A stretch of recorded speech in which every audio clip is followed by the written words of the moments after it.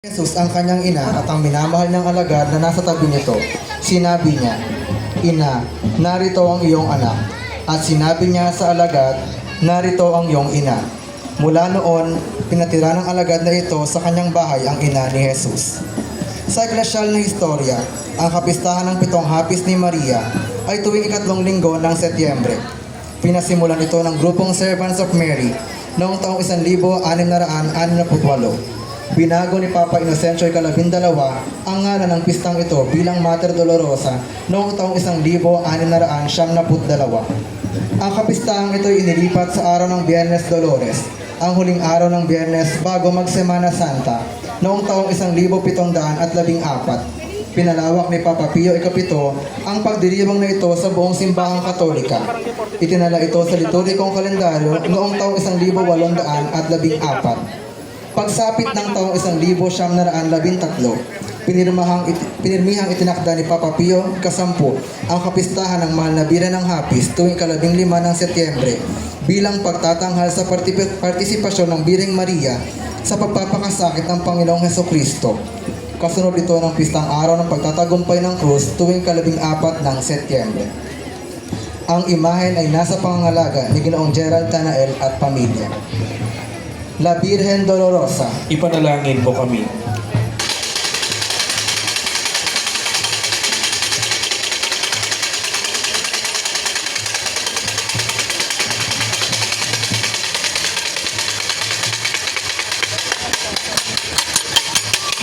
Nuestra Señora de la Buena Hora.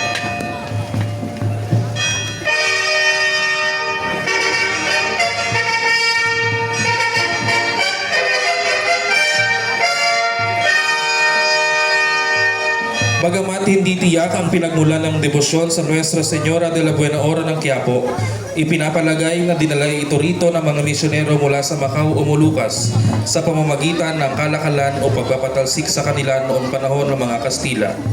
Subalit matapos ang ikaliwang digmaang pandaigdig, nahinto ang debosyong ito dahil sa matinding krisis sa bansa.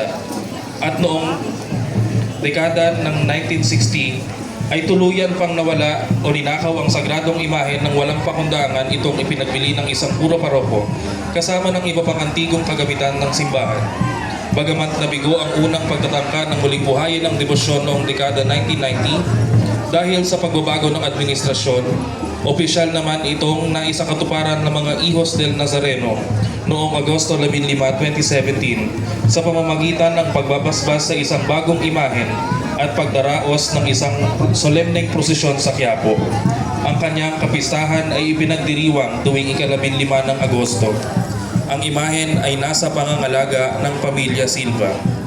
Nuestra Señora de la Buena Hora, ipanalangin mo kami.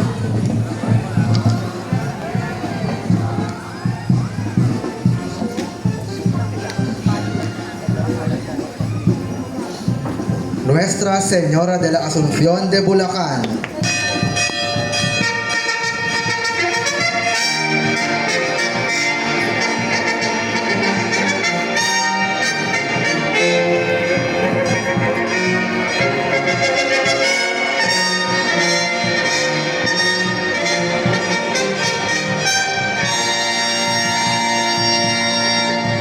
sa prominenteng bayan ng Bulacan na puno ng makulay na kasaysayan at pananampalataya, matatagpuan ang simbahang itinalaga sa Nuestra Señora de la Asunción. Ang Mahal na Birhen naging talang gabay sa pagpapayaman ng pananampalataya at kasaysayan sa bayan ng Bulacan. Isa sa mga naitalang himala ng Mahal na Birhen ay naganap noong panahon ng pananakop ng Hukbong Briton sa bayan. Ang pagkaing pagsasaluhan ng mga mananakop na nakahintil malapit sa simbahan ay naging uod na siyang dahilan ng mabilisang pag-alis ng mga ito. Sa panahon ng pag-iral ng peste, epidemya, pagbaha at walang tigil na pag-ulan, ay dagling napaparang kapag inilalabas ang imahen ng Birhen.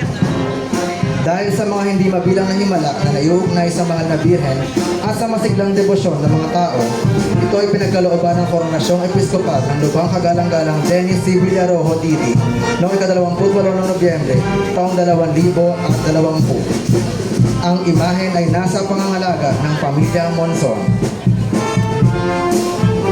Kasama rin po natin ngayong hapon ang mga kapatid natin mula sa bayan ng Bulacan. Devotos de Santa Maria Asunta, Ministry of Action Song Interpreters Guild, Diocesan Shrine and Parish of Nuestra Señora de la Asunción, Bulacan, Bulacan. At tayo po'y sinasaliwan ng magandang tutugin mula sa banda St. Patrick.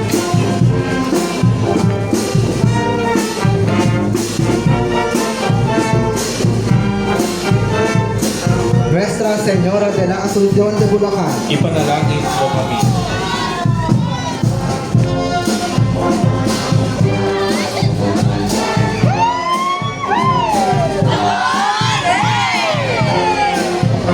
Maraming salamat po sa ating mga bisitang devoto sa pagpunta po sa ating gawain ngayong hapon.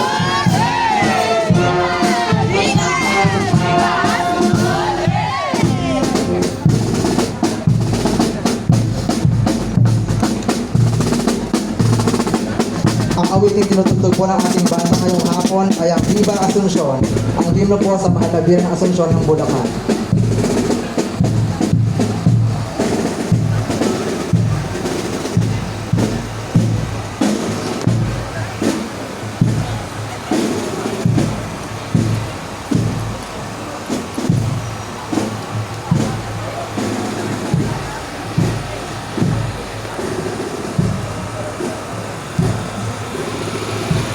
Nuestra Señora de la Portería.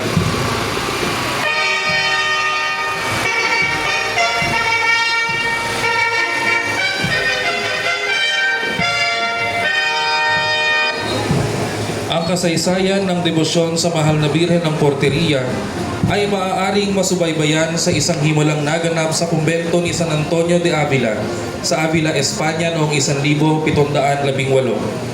Isang hapon ng Mayo, isang malakas na bagyo ang nagpabaha sa batis na dumaraan sa halamanan ng kumbento.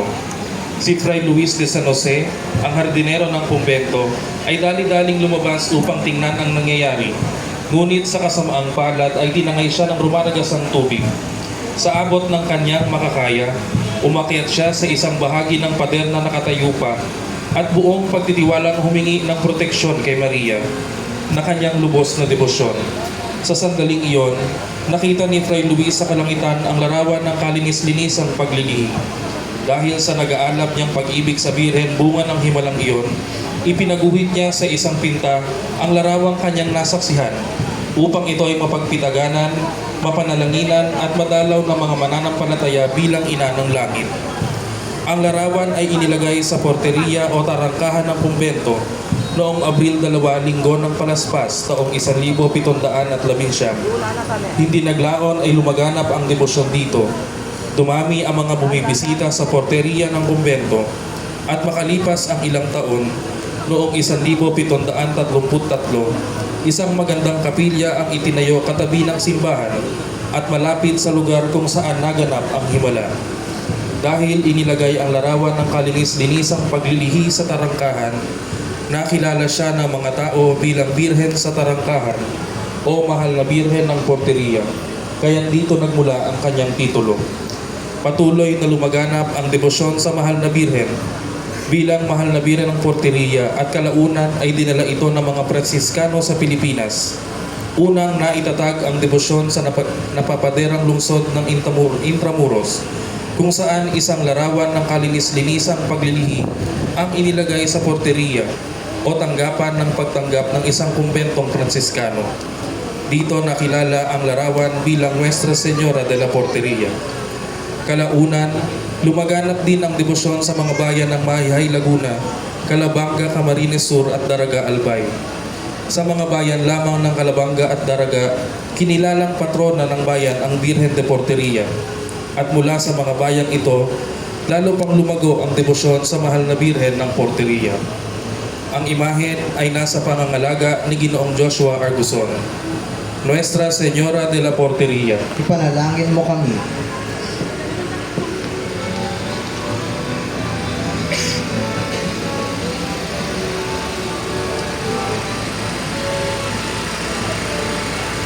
Maria Regina Virginum.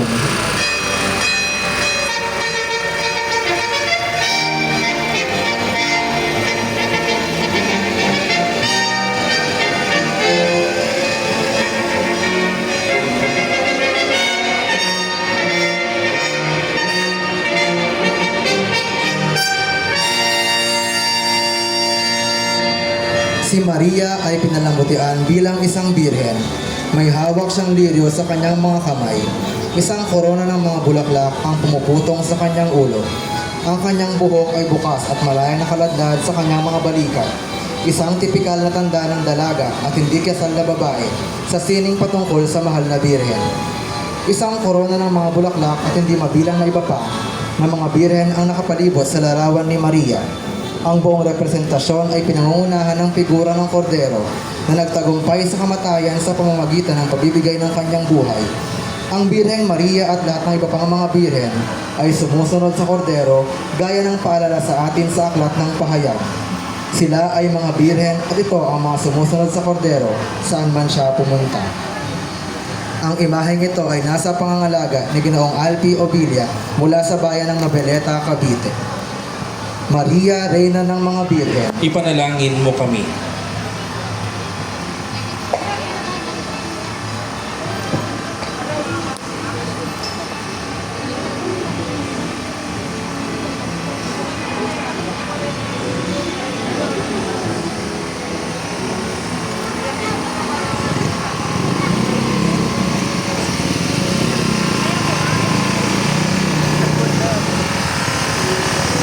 Maria Santissima del Rocío.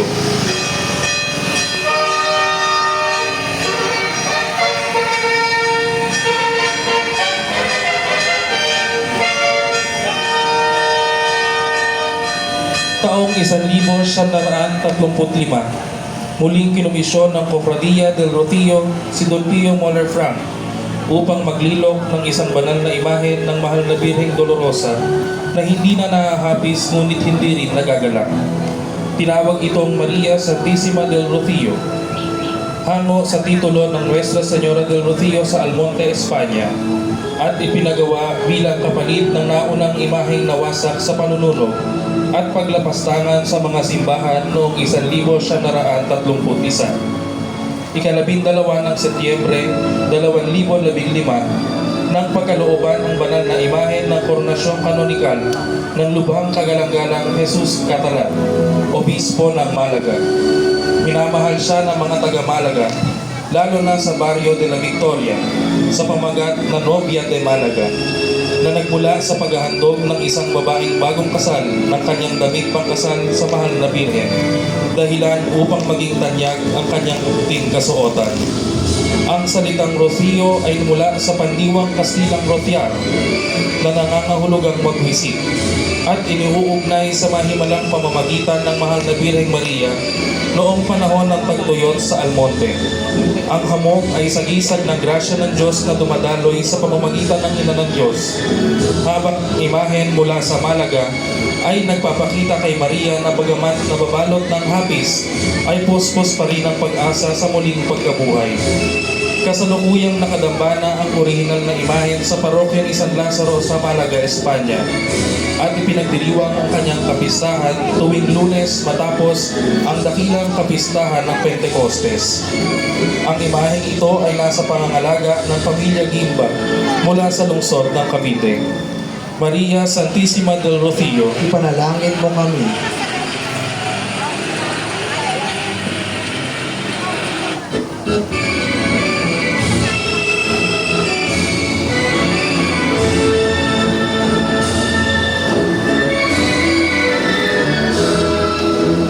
Nuestra Señora de Candelaria,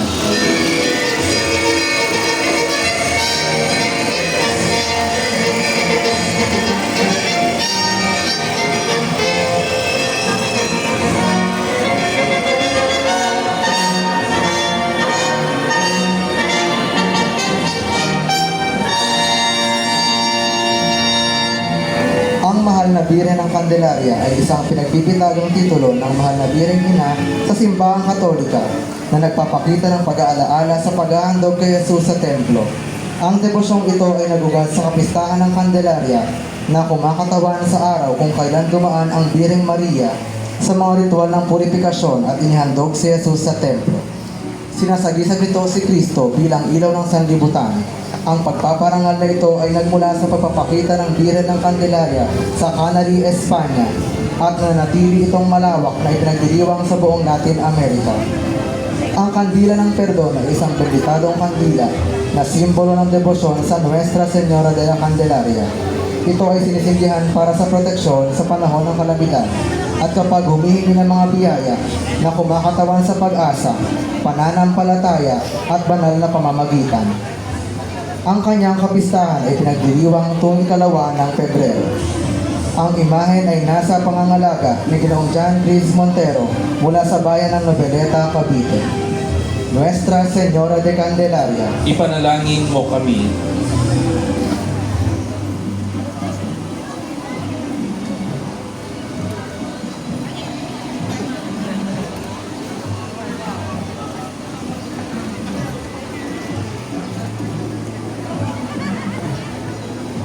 Nuestra Señora de la Soledad de Buhi.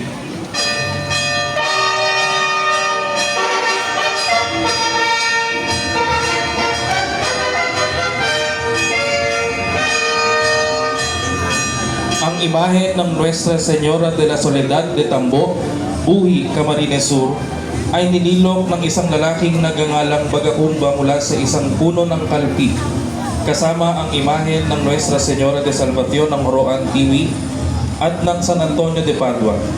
Ang Birhen ng Soledad na natatangi dahil sa pagkakaroon ng isang galyon sa malapit sa paanan ng mahal na Birhen ay nagtataglay ng tradisyong nag-uugat pa noong panahon ng mga Kastila nang dalhin ng mga deboto ng Birhen de la Soledad de Portabaga ng Cavite ang imahen upang basbasan ang mga galyon sa ligtas na pagdating ng mga ito mula sa Acapulco.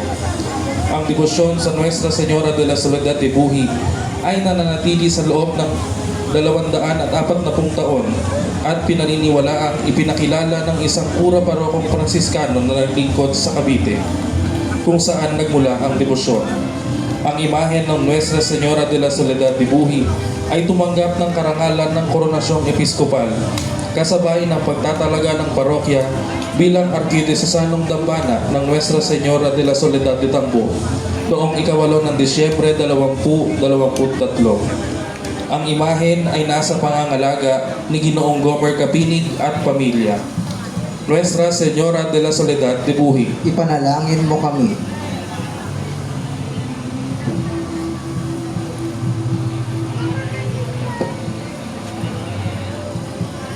Nuestra Señora de Fatima,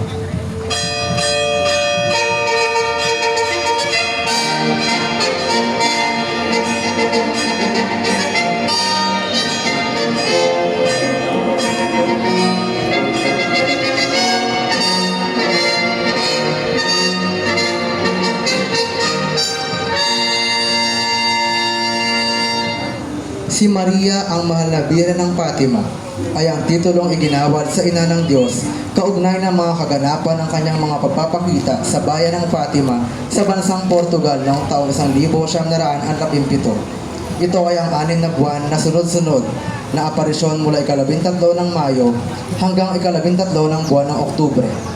Ang mahal na Birhen ay nagpakita sa 3 batang pastol na sina Lucia, Jacinta at Francisco. Naging tanyag ang aparisyon sa Fatima dahil sa mga elemento ng propesiya o ang pagpapahayag ng mga magaganap sa hinaharap. Partikular dito ang posibleng maganap na malawakang digmaan at ang pababagong loob ng bansang Rusya. Ang mga aparisyon ng mahal na Birhen sa Fatima ay opisyal na pinahayag ng Simbahang Katolika na karapat-dapat na paniwalaan. Ginugunita ang kapistahang ito tuwing 13 ng Mayo, ang una, at sa 13 ng Oktubre, ang huling pagpapakita. Ang imahen ay nasa pangangalaga ng Barangay 43 Pinagpala sa ilalim ng pangunguna ni Cap J. De Castro. Nuestra Señora de Fatima, ipanalangin mo kami.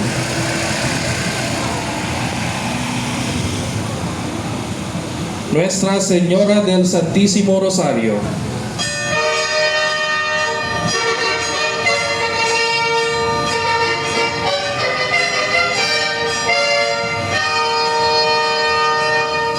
ang Birhen ng Santo Rosario ay ang titulo ng Birheng Maria na may kaugnayan sa Rosario, na ayon sa tradisyon ng Simbahang Katolika ay ibinigay at itinuro ng Birheng Maria ang pagdarasal nito kay Santo Domingo de Guzman. nang siya'y sinabing nagpakita rito noong 1208 sa simbahan ng Proville sa Pransya. Naging matagumpay ang pagbabalik loob ng mga heretikong Albigense nang gamitin ni Santo Domingo ang rosaryo na ibinigay sa kanya ng Birheng Maria. Dahil dito, hinikayat din niya ang krusada na pinamumunuan ni Simon de Montfort na noong 1213 ay nakikipaglaban naman sa pwersang militar ng mga Albigense sa Maret. Nagwagi ang katolikong puwersa sa nasabing labanan. Sa kanilang palagay, ang kanilang pagkapanalo ay mahimala at ito'y idinulot ng kanilang pagdarasal ng rosaryo. Bilang pasasalamat, ipinatayo ni Simon de Montfort sa Muret ang unang dambanang inihandog sa Birhen ng Santo Rosario. Dito sa ating parokya, ang parokya ng San Antonio de Padua, ang imaheng ito ay kinoronahang simbolikal ng ating dating kura paroko, Reverendo Padre Gilbert L. Reyes, sa pagdiriwang ng ika-10 taon ng imahen. Ang kanyang kapistahan ay ipinagdiriwang tuwing ika-3 linggo ng Oktubre. Ang imaheng ito ay nasa pangangalaga ni Ginang Rizalina Cruz at pamilya. Nuestra Señora del Santísimo Rosario, Ipanalangin mo kami.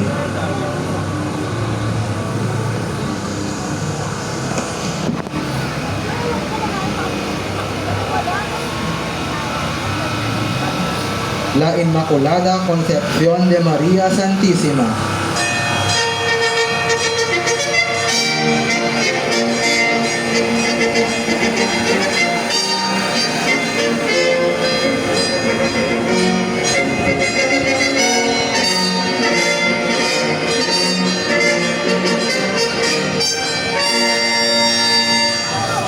Ang kalinis-linisang paglilihis sa Birheng Maria ay isa sa 4 na dogma ng simbahan patungkol sa Birheng Maria.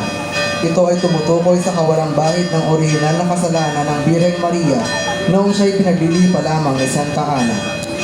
Noong ika-8 ng Disyembre, taong 1854, maringal na inihayag at pinagtibay ng Santo Papa Pio XI ang dogma ng Immaculada Concepcion. Sa kanyang bula na Ineffabilis Deus, ay binanggit na si Maria mula sa paglilihi sa kanya ni Santa Ana ay hindi nabahira ng orihinal na kasalanan. Noong ika-12 ng Setyembre, taong 1942, dahil sa matinding debosyon ng mga Pilipino sa mahal na Birheng Maria, inihayag ng Santo Papa Pio XII na ang Immaculada Concepcion ang maging patrona ng Pilipinas. Ang kanyang kapistahan ay pinagdiriwang tuwing ika-8 ng Disyembre. Ang imahen ay nasa pangangalaga ni Ginoong Sandy Miranda at pamilya. La Inmaculada Concepcion, ipanalangin mo kami.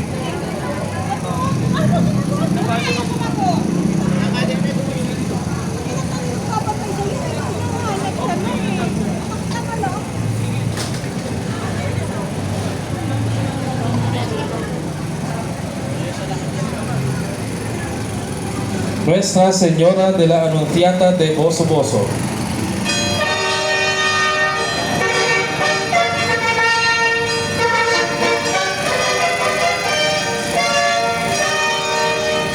itinatag ng mga Pransiskano ang simbahang misyonero ng Boso Boso noong 1669 at itinayo naman ng mga Heswita ang simbahan ng Boso Boso noong 1700 sa ilalim ng patrong Pintakasi ng Nuestra Señora de la Anunciata. Itinatag bilang isang parokya noong 1741. Dito rin nagsimula ang debosyon sa Nuestra Señora de la Anunciata. Ang pamamahala sa simbahan ay inilipat sa mga lokal na pari noong 1768, bahagyang nawasak ng lindol noong 1880. Iniwan noong 1930 at natupok ng apoy noong 1943. Muli itong isinaayos noong 1995 sa ilalim ng pangangalagang pastoral ng mga kamilyan at muling itinatag bilang isang parokya noong taong 2004. Noong ika-18 ng Disyembre 2024, ginawaran ang parokya ng pribilehiyo ng spiritual twinning sa Basilika ng Pagbabalita sa Nazareth, Israel. Noong ika-9 ng Enero 2025, pinahintulutan ni Papa Francisco ang petisyon para sa koronasyong pontifikal ng imahe ng Nuestra Señora de la Anunciata de Bosoboso sa pamamagitan ng dekretong inilabas ng dikasteryo para sa banal na pagsamba at disiplinas ng mga sakramento. At ang mga rito ng koronasyon ay naganap noong ika-25 ng Mayo, 2025. Ang imahen ay nasa pangangalaga ni Ginoong Brian Miralles at Ginang J. Madrid mula sa lungsod ng Marikina. Nuestra Señora de la Anunciata de Bosoboso, Ipanalangin mo kami.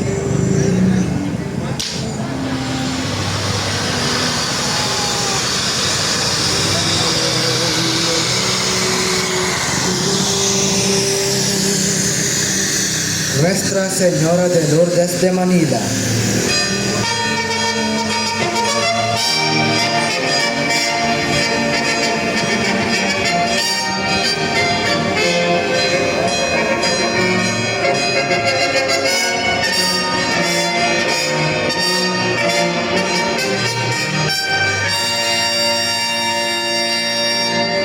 mula ika-11 ng Pebrero hanggang ika-16 ng Hulyo, taong 1858, sa grotto ng Masabil, nagpakita ang Birhen ng 18 beses kay Bernadette Subiru. Sa ilalim ng titulong Inmaculada Concepcion, nananawagan siya para sa penitensya at panalangin para sa pagbabalik loob ng mga makasalanan. Ang debosyon sa mahal na Birhen ng Lourdes sa bansa ay nagsimula ng lilukin ni Manuel Flores. Ang dalawang imahe nito para sa simbahan ng mga Kapuchino noong 1872. Maraming himala ang naiulat sa pamamagitan ng Birhen ng Lourdes at isa na rito ang proteksyon ng Maynila at ng kanyang dambana sa Intramuros na nagkaloob sa kanya ng titulong Nuestra Señora de Lourdes de Manila. Nang mawasak ang simbahan ng Lourdes, ang mas maliit at mas lumang imahe, pati na ang imahe na nasa altar, ay iniligtas at unang itinabi sa sakristiya ng simbahan ng San Agustin at kalaunan ay sa Universidad ng Santo Tomas at sa parokya ng Santa Teresita sa lungsod Quezon, hanggang sa wakas ay madala sa kasalukuyan nitong tahanan sa Retiro, lungsod Quezon. Ang kagalang-galang na imahen sa altar ng Nuestra Señora de Lourdes de Manila ay tumanggap ng karangalan ng Koronasyong Pontifikal noong ika-22 ng Agosto, taong 2020 sa paggunita sa pagiging reyna ng mahal na Birheng Maria. Ang imahen ay nasa pangangalaga ni Ginoong Eli Jesse Legazpi mula sa lungsod ng Bacoor. Nuestra Señora de Lourdes de Manila, ipanalangin mo kami.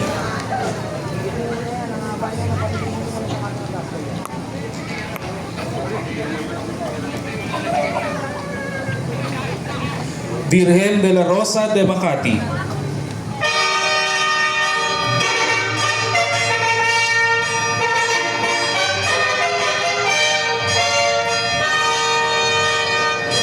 ang imahen ng Virgen de la Rosa ay dinala sa Pilipinas mula sa bansang Mexico ni Padre Juan Delgado noong ika-10 ng Agosto, 1718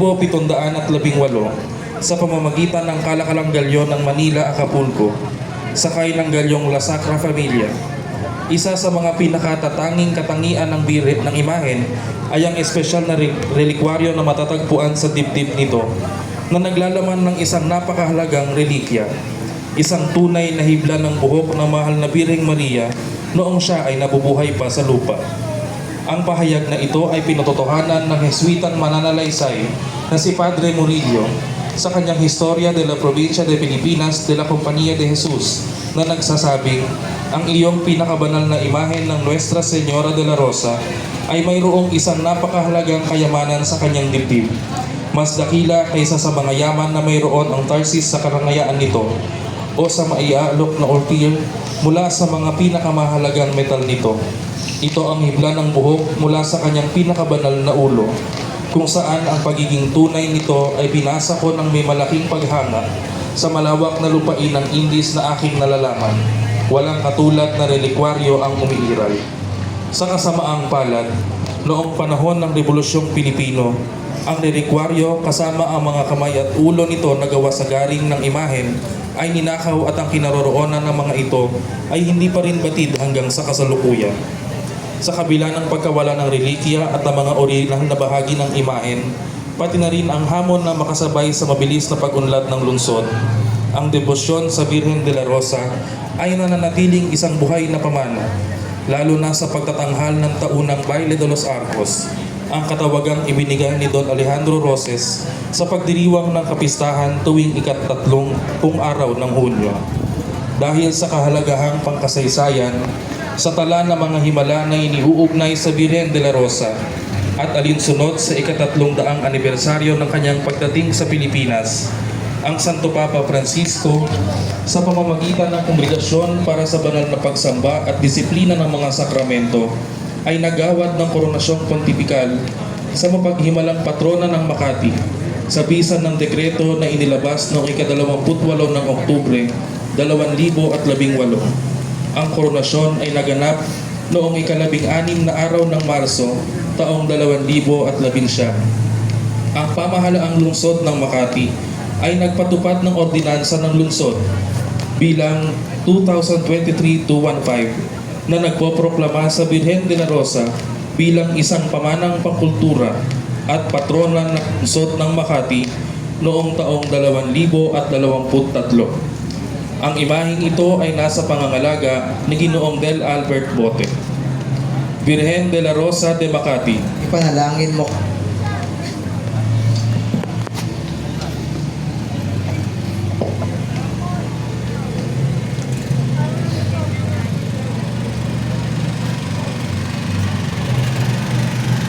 Nuestra Señora de Aranzazu,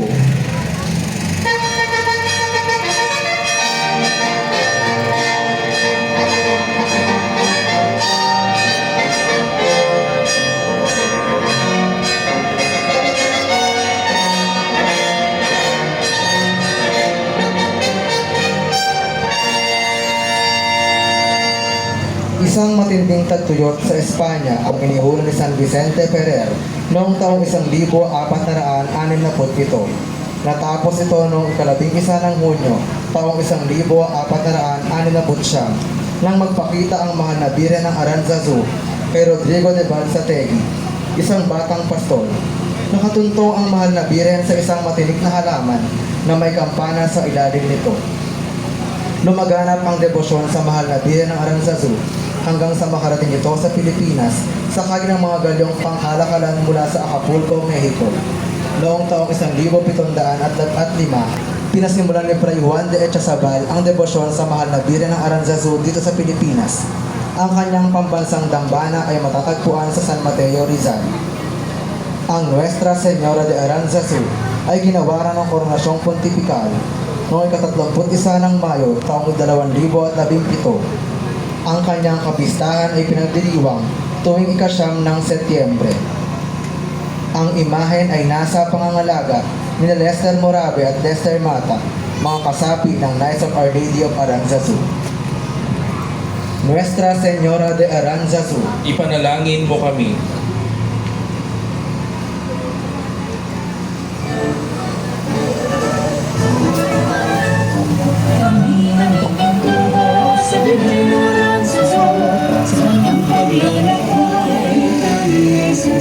Nuestra Señora de los Desamparados de Manila,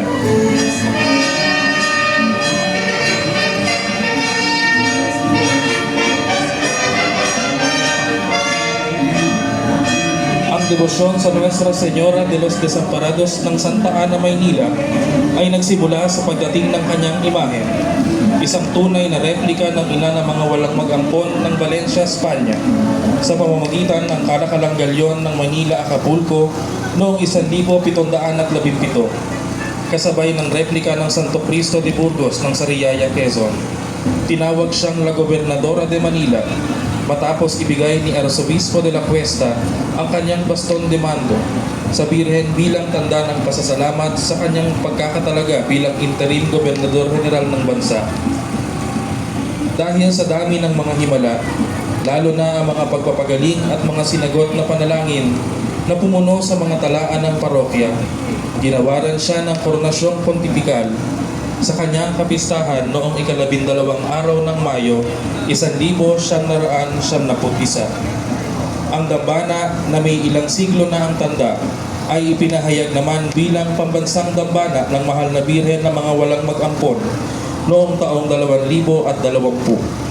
Ang imahen ay nasa pangangalaga ni Ginoong Jefferson Fernando mula sa Malabon, Calakhang, Maynila. Nuestra Señora de los Desamparados de Manila, Ipanalangin mo kami.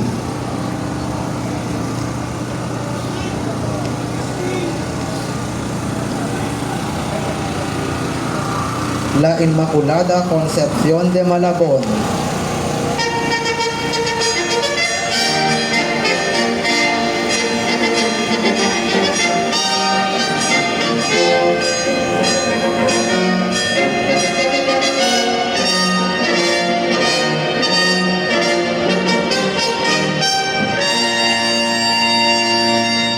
Ang imahe ng La Inmaculada Concepción ng Malabon ay isa sa mga pinakatangi at pinakamagandang imahe ng Inmaculada Concepción sa Pilipinas.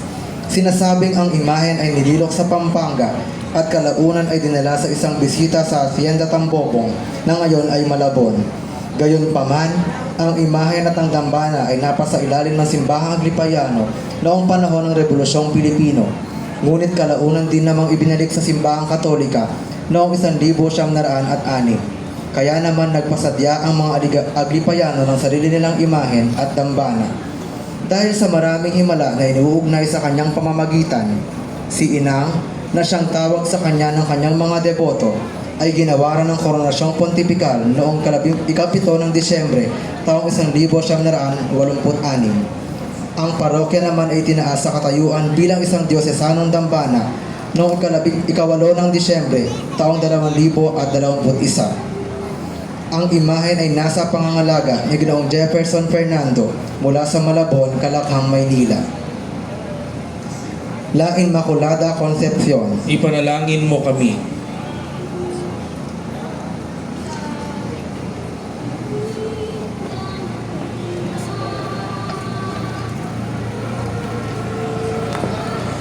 Nuestra Señora de la Regla,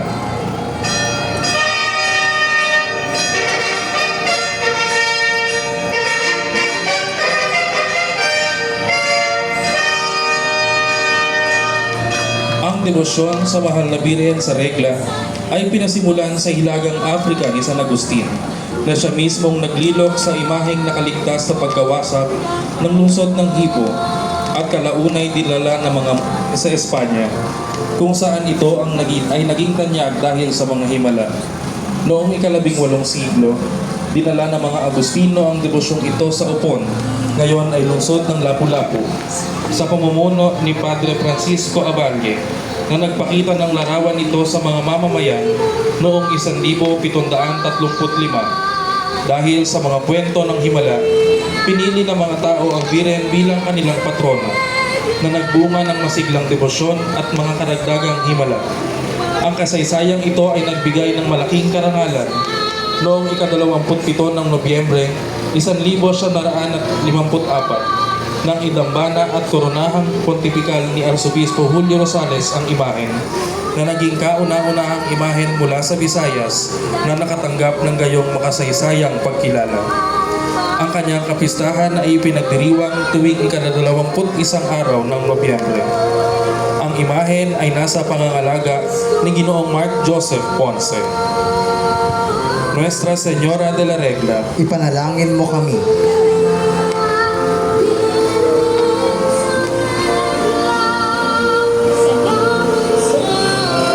Nuestra Señora de la Paz y Buen Viajes.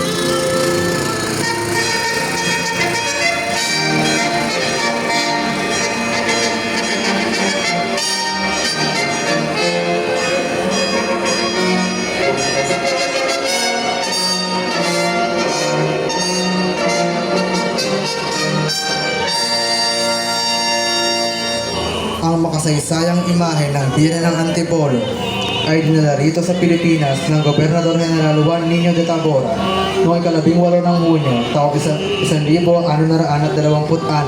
mula sa bansang Mexico. Nang mamatay ang gobernador, ipinagkaloob niya ang imahen sa mga paring Jesuita sa Intramuros, Maynila, at ito'y kanilang dinala sa Antipolo nang pangasiwaan ang mga bayan sa lalawigan ng Morong. Sinasabing may makalawang nawala ang imahen sa pook na kinalalagyan nito at parating natatagpuan sa isang punong kahoy na ang pangalan ay Tipolo. Dito nang galing ang salitang Antipolo. Dahil sa himalang ito, ang mga paring Heswita ay nagpagawa ng isang simbahan sa pook na iyon at ang kapirasong kahoy ng Tipolo ay ginawang tuntungan ng mahal na Birhen. Noong taong 1639, nagkaroon ng pag-aaklas ang mga Tsino. Sinunog nila ang bayan at ang simbahan. Tinangka nilang sunugin ang Birhen, subalit hindi ito nasunog.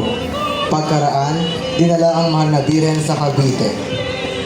Mula noong 1648, malimit dalhin ang Birhen sa paglalakbay ng mga galyon mula sa Pilipinas hanggang Mexico. Dahil sa pangyayaring iniligtas ng Birhen ang mga galyon sa mga pirata at ibang panganib, siya ay tinaguri ang Birhen ng kapayapaan at mabuting paglalakbay. Kinoronahan ang mahal na Birhen sa Luneta noong ika-27 ng Nobyembre, taong 1926 ng Arsobispo Miguel O'Doherty. Ang kanyang kapistahan ay pinagdiriwang tuwing unang Martes ng Mayo. Ang imahen ay nasa pangangalaga ng kapila ng 3 persona ng liwayway. Nuestra Señora de la Paz y Buen Viaje. Ipanalangin mo kami.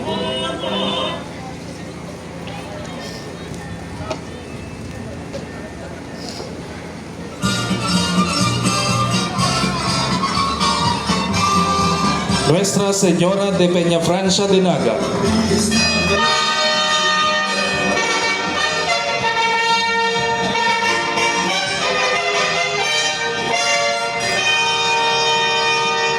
Ang pinagpipitagang imahen ng Nuestra Señora de Peñafrancia de Naga ay isa sa pinakatanyag at pinakamamahal na imahen sa buong Bicolandia. Ang debosyong ito ay nagsimula sa pamamagitan ng mga pagsisikap ng isang paring Dominikano na si Padre Miguel de Covarrubias, na isang masugid na deboto ng Birhen ng Peña de Francia ng Salamanca, Spain. Ang imahen ay ibinatay sa pinta ng mahal na Birhen ng Peña Francia na pinagpipitagan sa Paco, Maynila, at ito ay nililok noong 1710. Maraming himala ang isinaysay na nagmula sa ina ng mga Bicolano hanggang sa kasalukuyan.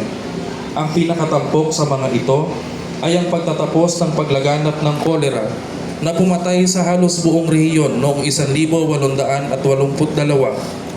Dahil sa himalang ito, ipinahayag ni Papa Leo XIII ang Birhen ng Peñafrancia bilang patrong Pintakasi ng Diocese ng Nueva Cáceres. Ang ina ng Bicolandia ay nakatanggap ng koronasyong pontifikal noong ika-20 ng Setyembre 1924 sa plaza ng Katedral ng Naga. Ang imahen ay nasa pangangalaga ni Ginoong Jonel Ryan Enriquez at pamilya. Nuestra Señora de Peñafrancia de Naga, Ipanalangin mo kami.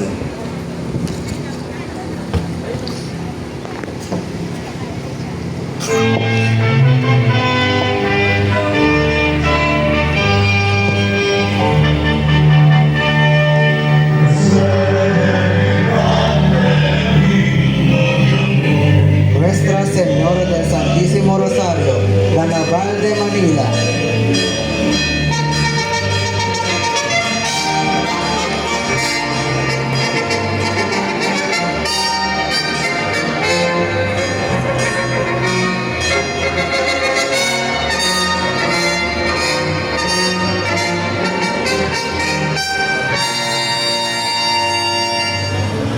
Noong 1573, ang bagong Espanyol na Gobernador General na si Don Luis Perez Dasmariñas ay nag-atas ng rebulto ng Birhen ng Santo Rosario para sa pampublikong pamimintuho bilang pag-alala sa kanyang namatay na ama.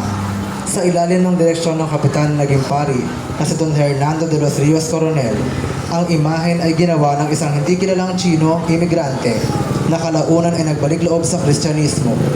Ang imahen sa kalaunan ay binigay sa mga praileng Dominikano na naglagay nito sa simbahan ng Santo Domingo. Sinasabi ng tanyag na alamat na habang gumagawa ng imahen ang Tsinong eskultor, narinig niya ang isang malumanay na boses ng babae na nagsasabing, "No me des tan fuerte," o ibig sabihin, "Huwag mo akong masyadong paitin, masakit." Ang pangyayaring ito ay nanatili sa kanyang alaala na noong siya ay nasa Ilocos ay nagpasya siyang magpabinyag at nais niyang gawin ito sa harap ng kanyang ginawang imahen. Sa isang simpleng seremonya, naging Katoliko ang eskultor. Pinahintulutan ni Papa Pio X ang koronasyong pontipikal noong taong 1906. Ang imahen ay kinoronahan noong 5 ng Oktubre taong 1907. Ang kanyang kapistahan ay pinagdiriwang tuwing 2 linggo ng Oktubre. Ang imahen ay nasa pangangalaga ni Ginoong Allen Carster Cortez at pamilya. Nuestra Señora del Santísimo Rosario, La Naval de Manila, Ipanalangin mo kami.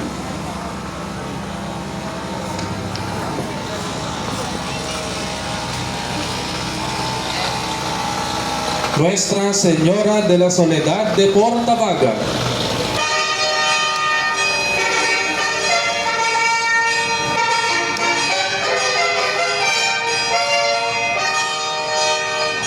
ang reyna ng Cavite at ilaw ng Pilipinas, itinanghal bilang La Excelsa Patrona y la Celestial Guardiana y Protectora de la Provincia de Cavite y su Puerto, ang ina at patrona ng buong lalawigan ng Cavite na pinamimintuhuan ng buong lalawigan at mga karatig bayan, at hindi maitatangging natatangi at nakalimbag sa kasaysayan at sa puso ng bawat Caviteño. Ang pinakamatandang nananatiling larawan ng mahal na Birhen sa bansang Pilipinas, mahimalang nagpakita at natagpuan sa Portabaga, sa baybayin ng Kanyakaw sa Cavite Puerto noong 1667. Idinambana sa ermita ng Portabaga noong 1672. Kinoronahan ng lubhang kagalang-galang Gabriele Giordano Caxia noong 18 ng Oktubre taong 2018. Itinanghal bilang pambansang yamang pangkalinangan ng Pilipinas noong 24 ng Nobyembre taong 2018. At simula noon hanggang ngayon, kinilala at kinikilala bilang tunay at nag-iisang reyna ng Cavite. Ang larawang ito ng mahal na Birhen ay nasa pangangalaga ni Ginoong Jason Suetos at pamilya. Mahal na Birhen ng Soledad ng Portabaga, ilaw ng Pilipinas, ipanalangin mo kami. Viva la Virgen! Viva la Reina de Cavite! Viva la Luz de Pilipinas! Palakpakan po natin ang ating minamahal na Reyna at Patrona.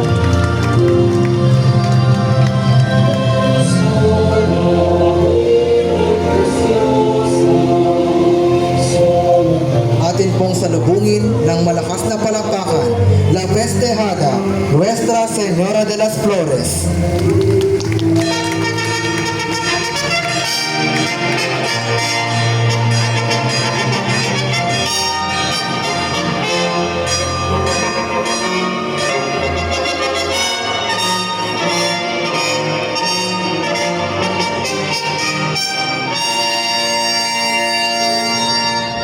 Ang salitang Flores ay nagmula sa salitang Espanyol na ang ibig sabihin ay bulaklak. Ang mga Kastila ang nagpakilala sa ating mga Pilipino ng pagdiriwang na ito, kaya ito ay naging bahagi na ng ating kultura. Ang buwan ng Mayo ay nilalaan bilang buwan ng mga bulaklak dahil sa panahong ito namumukadkad ang iba't ibang bulaklak sa ating kapuluan. Ang pagdiriwang na ito, batay sa kasaysayan, ay nagsimula pagkatapos ng proklamasyon ng dogma ng Inmaculada Concepcion ng Simbahang Katolika noong 1854. Ang debosyong ito ay tuluyang lumaganap at formal na inilathala sa wikang Tagalog noong taong 1867 ni Monsignor Mariano B. Sevilla, isang pari na mula sa Bulacan, Bulacan. Ang pag-aalay ng mga bulaklak kay Maria ay tinatawag na Flores de Maria bilang pagpaparangal sa mahal na Birhen. Ang debosyong ito para sa mahal na Birheng Maria ay patuloy pa rin isinasagawa hanggang sa ngayon sa iba't ibang panig ng ating bansa. Ang liturhiya ng Flores de Mayo at mga gawaing kaugnay nito ay isinasagawa at pinagdiriwang sa buong buwan ng Mayo na laganap sa mga parokya. Kabilang sa mga gawain ito ay ang pagdiriwang ng banal na misa, pag-aari ng mga bulaklak, pagdarasal ng banal na rosaryo, at pag-awit ng mga awiting pangsimbahan sa karangalan ng mahal na Birheng Maria sa ilalim ng sagisag na Nuestra Señora de las Flores. Ang imahen ay ang kinikilalang imahen ng mahal na Birhen sa titulong ito na siyang inilalabas sa ating parokya na nasa pangangalaga ni Ginang Olivia Camanyag at pamilya. Nuestra Señora de las Flores. Ipanalangin mo kami. Viva la Virgen! Viva! Viva la Virgen de las Flores! Viva! Palakpakan po natin ang mahal na Birheng Maria.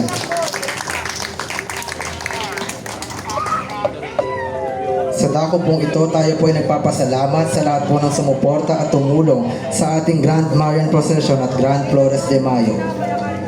Gayon din po sa ating Hermana Mayor sa taong kasalukuyan, Ginang Deborah Andeniega Haleco at pamilya.